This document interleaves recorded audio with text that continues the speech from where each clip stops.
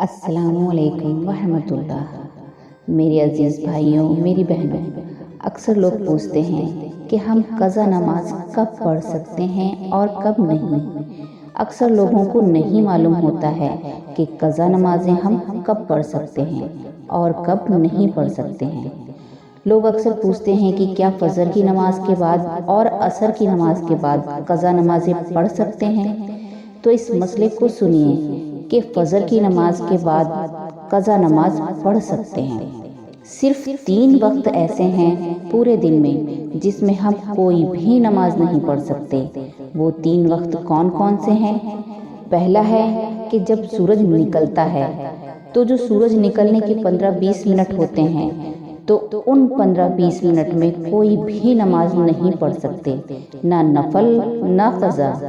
اس وقت اعلان ہوتا ہے نا مسجد میں کہ فجر کی نماز کا وقت ختم ہوا، اب آپ 20 منٹ کے بعد قضا نماز پڑھ سکتے ہیں۔ تو وہ جو سورج نکلنے کا ٹائم ہوتا ہے 15 سے 20 منٹ، اس میں کوئی بھی نماز پڑھنا جائز نہیں ہے۔ دوسرا ٹائم ہے زوال کا۔ زوال کہتے ہیں جب سورج بالکل بیچ میں آ جاتا ہے۔ وہ ٹائم بہت چھوٹا ہوتا ہے، بس 3 سے 4 منٹ کا ہی ہوتا ہے۔ جب سورج بالکل بیچ میں ہوتا ہے تو اس وقت کوئی بھی نماز نہیں پڑھ سکتے، نہ نفل نہ قضا۔ اور تیسرا وقت ہوتا ہے سورج غروب ہونے کا، یعنی جس وقت سورج ڈوبتا ہے۔ وہ بھی ٹائم بہت چھوٹا ہوتا ہے، تو سورج ڈوبتے وقت کوئی بھی نماز نہیں پڑھ سکتے۔